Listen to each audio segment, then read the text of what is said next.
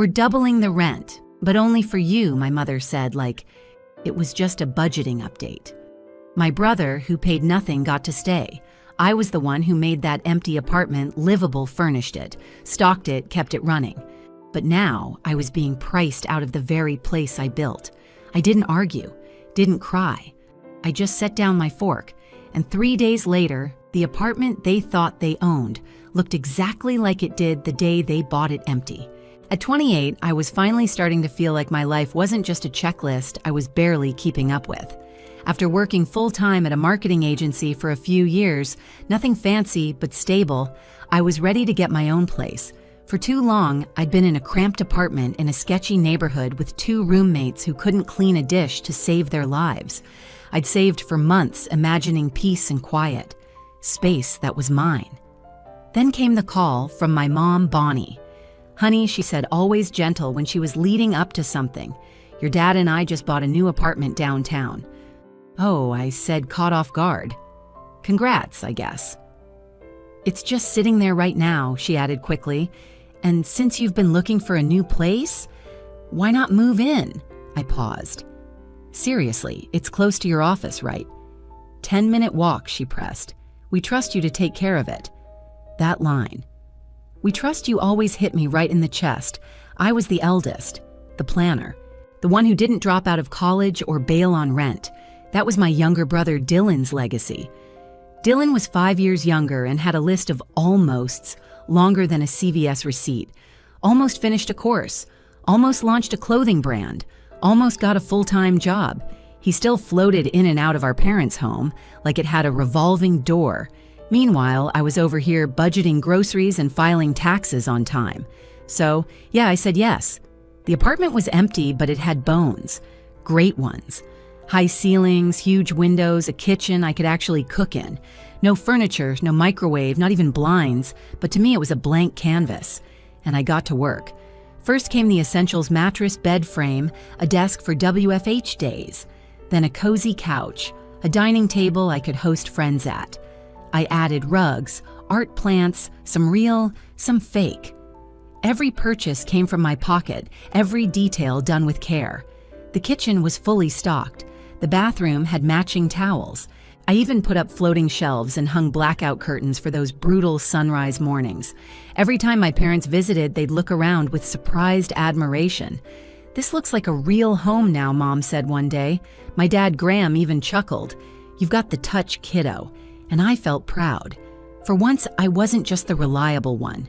I was the builder, the architect of my own peace. For 5 blissful months, I lived alone. I worked, cooked, stretched out on my couch with tea in hand and breathed. Then came the storm. It arrived softly, like betrayal always does, with another phone call from Bonnie. She asked how I was doing, if the place still felt good, if I needed anything. Then casually she said, "Your brother's gonna be moving in soon." I remember freezing in the hallway, moving in where I asked. The apartment, she said, like it was the most obvious thing in the world. Just for a little while. He's been having a tough time again. My voice caught. "Wait, you're serious?" "Well," she said, brushing it off, "you've got space, right? You're barely even there during the day," which was wrong. I worked from home at least 3 days a week. I lived there, fully. That place wasn't just 4 walls. It was my sanctuary. But I didn't argue. Not because I agreed, because I was too stunned to process it. The next day, Dylan showed up. No call, no warning. Just buzzed up with 2 suitcases, a gaming chair, and a frozen pizza. "Yo, Mom and Dad said I could crash here. That cool." He dumped his things in the guest room and plopped on the couch like he'd just gotten the keys to a dorm room. And that was the beginning of the end. The first morning after Dylan moved in, I stepped out of my room and instantly felt the shift. The hallway, once clear and minimal, was littered with his stuffed shoes, an extension cord, a hoodie he must have tossed like it was disposable. The bathroom, a crime scene. Toothpaste caked in the sink. Hair in the drain, his towel slung over the door like a flag-marking territory. The kitchen. Crumbs everywhere. Snack wrappers left open, an energy drink half consumed and abandoned like modern art. He'd been here less than 24 hours and already my home felt like a frat house. By that evening, things escalated. He had dragged his entire gaming setup, PC tower, 2 curved monitors, LED strips, a plastic folding table into the living room. My living room. My couch had been pushed off-center to make room. My coffee table was now shoved against the wall. I stood in the doorway, stunned. "Hey," I said, trying to sound calm. "You planning to keep all this out here?" He didn't even turn around. "Yeah, my room doesn't have enough outlets, plus the Wi-Fi hits better out here." I blinked. "So you're just setting up here?" He shrugged. "Yeah." "Chill, it's temporary." Temporary, that word. It haunted me. I tried to work the next morning. Meetings, calls, deadlines. Dylan was in the living room yelling at teammates in some battle royale game. At one point, my manager muted himself mid-Zoom to laugh and say, "Is that Call of Duty in the background?" That night I brought it up. "Hey, I've got meetings during the day. Can you keep it down or at least wear headphones?" Sure, he said, waving it off. He never wore the headphones. Days passed like that. More mess, more noise, dishes piling up in the sink, groceries disappearing, milk used up and shoved back in the fridge, half empty, no cap. One afternoon, I found a spoon just sitting on the couch cushion, not under it, on it. I felt like I was watching my life decay in slow motion. The final straw came on a Friday. I walked in after grabbing groceries to find Dylan and 3 of his friends camped in the living room, gaming, yelling. One was eating straight from a pot. Another had his shoes off, feet up on my coffee table. Takeout containers everywhere. My rug stained, sink overflowing. I didn't even speak. I dropped the groceries on the counter, grabbed my bag, and left. I walked until my legs hurt, just needed distance. Sanity. That night, I lay awake in bed and thought, how did I end up here? I tried to be fair. I tried to be the good daughter. But it felt like I'd been cast as the family caretaker without auditioning. You're the stable one, they always said, as if that gave them permission to keep piling weight on me while Dylan floated free. Still, I didn't explode. I played it cool, called my mom the next day. "Hey," I said, "just wondering, how long is Dylan staying?" Bonnie didn't miss a beat. "Oh, not sure. He just needs some time to get back on his feet. Back on his feet from what?" Well, she hesitated. He quit his last job.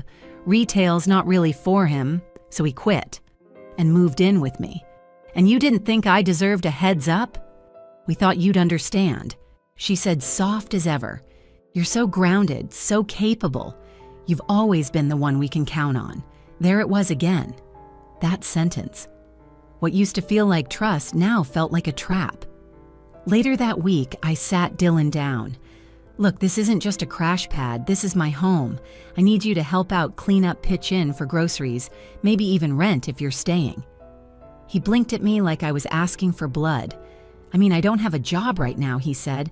"I was gonna maybe try flipping sneakers again, or get back into crypto, make some moves." I stared at him.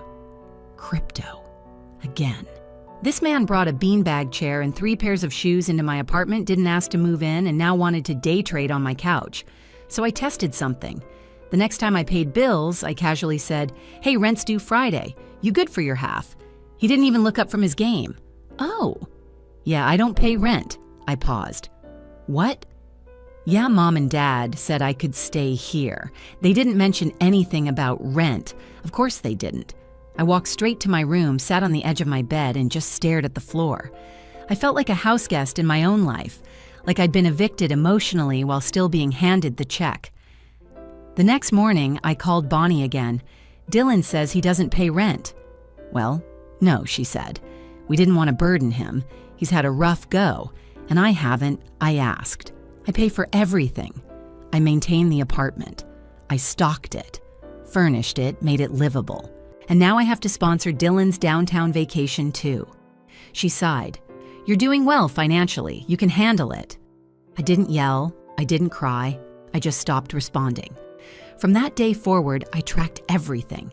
Receipts, bills, screenshots, photos. I didn't even know what for, just had a gut feeling that someday this was going to matter. And it did, because what came next, that was betrayal in its rawest form. I didn't yell. I didn't argue. I didn't slam doors or send angry texts. I got quiet. that kind of quiet people should be afraid of. I started with a folder, just a plain one I kept on my desk. I labeled it Apartment Expenses and began digging through everything, digital receipts, email confirmations, even the crumpled paper ones I had shoved in a drawer. Every lamp, every pan, every throw pillow. Everything I bought for that apartment had my name on it. Every purchase had a date, a price, a store. I hadn't kept those things for legal reasons at the time. I just liked being organized. But now they felt like weapons, like evidence. I started building a Google sheet. One column for the item, another for cost, another for the store and date. By the time I finished, it was 70 lines long. Then I took photos, wide shots of every room, close-ups of furniture, little details, the lamp in the corner, the silverware drawer, the bath mat I bought on sale, but still matched the curtain. I took pictures from multiple angles, with and without flash. I time-stamped every photo. I treated that apartment like a crime scene. Because it was. My peace had been stolen. I didn't tell anyone. Not Dylan. Not my parents. I acted normal. Smiled when Bonnie called. Nodded when Dylan mentioned maybe starting a podcast. Pretended I was too busy to argue. In truth, I was planning my exit. And it wasn't just about leaving. It was about taking everything that was mine. I gave myself a deadline, 1 more week. On Monday, I made a checklist of all my belongings, furniture, electronics, dishes, decor. By Wednesday, I had already scheduled a moving truck. I chose a box truck big enough for a 1-bedroom, and I booked it for Saturday morning. Dylan didn't suspect a thing. He was too busy yelling at his game or asking me to grab more oat milk. His version of life was lounging on my couch, scrolling TikTok and thinking of ways to monetize his personality. Meanwhile, I was packing in silence. Every night after work, I'd box up one corner of the apartment. The guest linens, my bookshelf, the spare mugs. I did it in stages, never enough to raise suspicion. By Friday, everything that was mine was packed, labeled, and ready by the door. Friday night, I sat alone in the apartment for the last time as it was. The shelves were empty, the art taken down. The only thing left out was the couch and my mattress, which I'd handle in the morning. It looked hollow already. I made myself a cup of tea, sat on that couch, and stared at the glow of the city outside the window. That space had been my sanctuary once, but now it felt like someone else's dream, a place where I was tolerated, not respected, a tool, not a tenant, and I was done being the tool. Saturday, 9:00 a.m. The moving truck pulled into the loading zone. Dylan was still asleep. I buzzed the movers up and we got to work. First came the couch, then the rugs, the side tables, the floor lamp. We moved fast. I had everything organized with Post-its. What was mine went. What wasn't mine, which was mostly Dylan's beanbag and gaming chair, stayed. About an hour in, he finally emerged from the guest room, hair sticking up, pajama pants twisted. He rubbed his eyes and looked around like a bomb had gone off. Wait. What's going on? I didn't stop rolling up the rug. I'm moving. He blinked. Moving where out? He stepped further into the room. You're like, taking all this? Yep. He looked around at the half-empty space, eyes darting like he was trying to find an anchor. You're seriously taking the couch. It's mine. I bought it. I have the receipt if you'd like a copy. You're taking the dining table too. I nodded. The plates.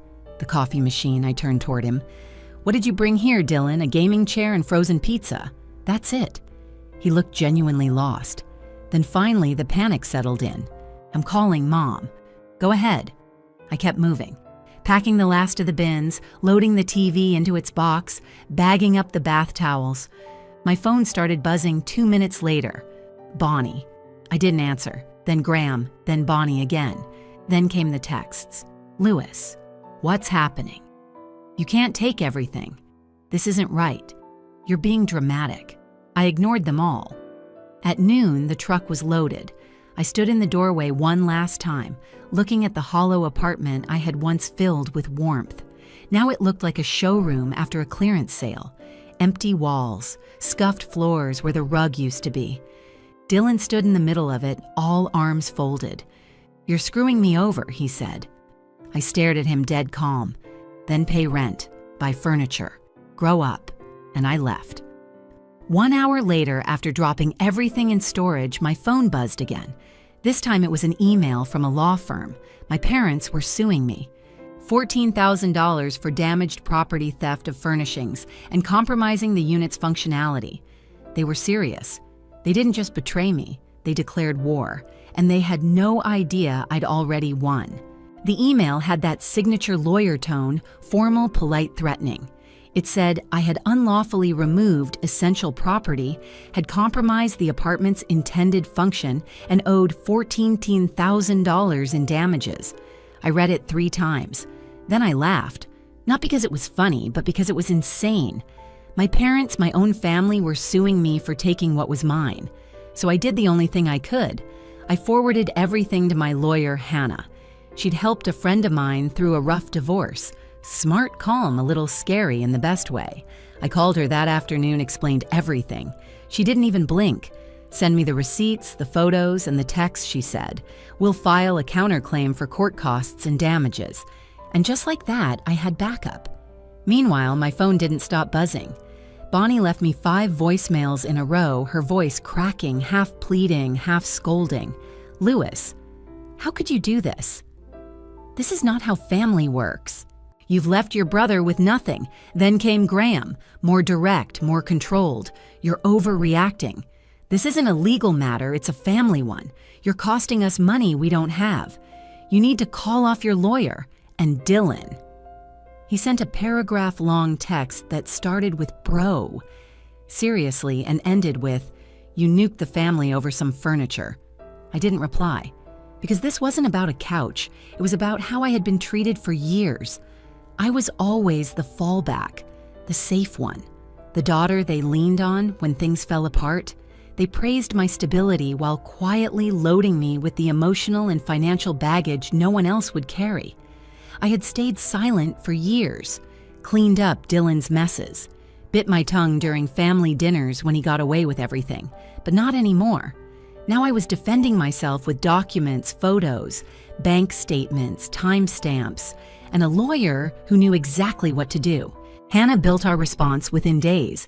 We weren't just defending, we were going after court fees and damages. I had every receipt, every message, even the text where Graham had written, "We're lucky you made the apartment livable. We didn't do a thing." That went straight into our folder. Meanwhile, I moved into a short-term rental, just a quiet place outside the city while everything settled. No furniture drama, no yelling gamers, no late-night microwave burrito explosions. Peace. Every morning I woke up without hearing someone shouting at a screen felt like a victory, but the silence from my parents, that was louder than anything Dylan had ever screamed, until it broke. A week before the court date, Bonnie called again. I answered. Her voice was soft, controlled, but cracked in the corners. "Sweetheart," she said, "we didn't mean for this to go so far." I didn't respond. She continued, "We're just trying to help Dylan. He's struggling. We didn't realize how much all of this meant to you. You didn't realize I said, even after I asked for help, even after I begged you to be fair." She sighed. "You didn't have to be so dramatic. We're family." I let that sit in the air. "I didn't want this," I said, "but I'm not your doormat and I'm not your backup plan." Then I hung up. The next message came in the form of an email, a carefully crafted one, no doubt written with the help of their lawyer. "We regret the escalation. We were only trying to provide temporary support for Dylan. We never intended to hurt you or cause division. Too little, way too late. Intent doesn't erase impact. You don't get to rewrite the story just because the ending didn't suit you." I didn't respond. The night before court, Hannah and I met to finalize the documents. We had everything tabbed, labeled, printed, and scanned. Over 50 receipts, before and after photos, screenshots of text messages, my spreadsheet showing every dollar spent from the $1 $100 sofa to the $12 spatula. She smiled when she reviewed it. "They're going to try to play the sympathy card," she said. "Don't react. Let the paperwork do the talking." I nodded, because I wasn't walking into that courtroom as their daughter anymore. I was walking in as someone they tried to gaslight, manipulate, and sue, and I wasn't playing along. Court wasn't like the movies. There were no dramatic gavel bangs, no gasps from the gallery, just rows of uncomfortable chairs, beige walls, and the quiet shuffle of paperwork. But still, every step I took into that room felt heavier than the last. My parents were already seated at their table when I walked in. Bonnie looked pale, but composed hands folded like she was preparing for a parent-teacher conference. Graham avoided my eyes entirely, pretending to read through his notes like he hadn't sued his daughter over her own belongings. And Dylan, he wasn't there. Of course he wasn't. This wasn't his fight. He never lifted a finger to earn anything in that apartment, only ever expected it. Just like always. Their lawyer, a man named Richard Davis, slick suit, overly rehearsed smile, stood up first. He went straight into it, talking about expectation of shared furnishings, the spirit of family cooperation, and the assumption of permanence. He even showed a printed photo of the apartment when it was still furnished. As you can see, Your Honor, the unit was intended to be livable, not gutted. Then Hannah stood. She didn't rush, didn't raise her voice. She just calmly opened our binder, slid the tabs across to the judge, and said, "We have over 50 receipts, all in my client's name. We have time-stamped photos of the apartment on the day she moved in, completely empty. We have bank statements. We have proof of delivery and even text messages from the plaintiffs acknowledging her work." The judge flipped through the binder slowly. He nodded, asked one question. "Do you have documentation that the plaintiffs purchased any of these furnishings?" Their lawyer hesitated. "We don't have receipts," he said finally, "but we argue there was an implied gift." Hannah leaned forward just slightly. "If placing a couch in an apartment you're paying to live in counts as an irrevocable gift, Your Honor, then I suggest we all stop letting friends borrow chairs." The judge actually laughed, and I knew in that exact moment that it was over. 5 more minutes of polite formality and the verdict came. Case dismissed. Their claim had no merit. But then our counterclaim. Hannah presented a spreadsheet, every dollar I had spent, every moving expense, my storage rental, the short-term lease I had to scramble for when I left, even screenshots of texts where my parents acknowledged the apartment's condition before I moved in and praised what I'd done after. The judge took one look at it all and said, "This documentation is thorough and persuasive. I'm awarding the defendant $8,400 in court costs and damages." Just like that. Bonnie's face fell like someone pulled the strings holding her smile together. Graham closed his eyes like he could wish it away. There was no scene, no breakdown, just silence. They didn't even look at me as I walked out of that courtroom, but outside, standing by my car, I got a text from Dylan. You couldn't just talk to them. Had to blow everything up. I blocked the number. 3 hours later, Bonnie called. I answered. Her voice was small, trembling, still clinging to that sugary sweetness she always used when trying to stay the good mom. "Louis?" "We don't have that kind of money." I stayed quiet. "We just thought you could have handled this with a conversation. It didn't have to be court." I let the silence hang. Then I said, "You made it court." I just responded. Another sigh. "You didn't have to take it that far." "I didn't take it far," I said. "You did. And I documented it." Then I hung up. Later that night, they emailed me again. "We didn't realize how serious this was. We were trying to help Dylan. We didn't mean to hurt you. But intentions don't erase the damage. And for once, I didn't let the guilt in. I didn't reread the message. I didn't cry. I just made dinner. Sat in my rental. Peaceful. Alone. Free. A week passed. Then 2. Radio silence. I thought maybe that was it, but it wasn't. The silence shattered when I got a call from the building manager of the apartment. His voice was dry, skeptical. "Hey, just letting you know. Your brother's been asking if we provide furniture now." I almost choked. Apparently, after I left and took everything my parents assumed they could just hand Dylan the apartment as is. But when he realized I wasn't bluffing, that the place was truly empty, he panicked. He'd been sleeping on a yoga mat for 2 nights. His gaming chair didn't recline. His monitor was propped on 2 cardboard boxes. He texted my parents constantly. "This place sucks. Why didn't you replace anything? Do I seriously have to buy my own silverware?" "Yes, Dylan, yes you do." Word got around through a cousin that my parents were trying to sell the unit. They'd spent thousands in legal fees. They couldn't afford to refurnish it. And the unit looked barren, like someone had moved out mid-breakup and never looked back. It sat on the market for weeks. Potential buyers walked into a space with scuffed floors, bare walls, and zero charm. One even reported seeing a pizza box in the fridge during the tour. Their little family investment dream turned into a money pit. Eventually, they sold the unit way below asking.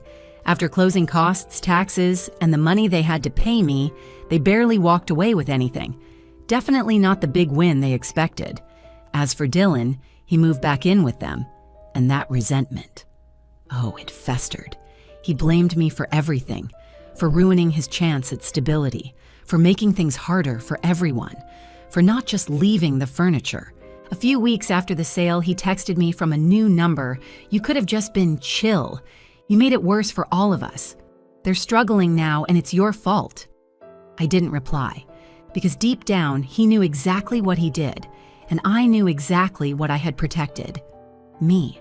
With the apartment sold and Dylan boomeranged back into our parents' house, the drama mostly faded into silence. I thought I'd feel vindicated, like there'd be some victorious drum roll in my chest, but the truth, I just felt calm. Like walking out of a storm barefoot and blinking into sunlight. I had my money, my receipts, my boundaries intact, but most importantly, I had peace. For the first time in years, no one was asking me to carry a weight they refused to acknowledge. I used part of the court award to put a down payment on a modest one-bedroom condo outside the city. Nothing flashy, just clean, quiet, and finally mine. Every piece of furniture I unpacked, I did with purpose. My sofa, my art, my lamp. I made a small home office, lined the windows with sheer white curtains, got a sturdy kitchen table, and for the first time in a long time, a sense of permanence. I didn't invite anyone to the housewarming. No parents, no Dylan, no cousins trying to mediate. Just a couple of close friends, some takeout, and a bottle of wine. It wasn't a party. It was a ceremony, a quiet little ritual of ownership and peace. This was my line in the sand. A week later, I got a message from Graham. Simple, short. "We made mistakes. You're still our daughter." And I remember staring at it for a long time. Still our daughter, as if that alone granted them a pass, as if biology canceled out betrayal. But that's the thing about family. It's not just DNA, it's behavior. It's who shows up and who steps on you when they're climbing toward their own version of comfort. They wanted me to be the stable one, forever.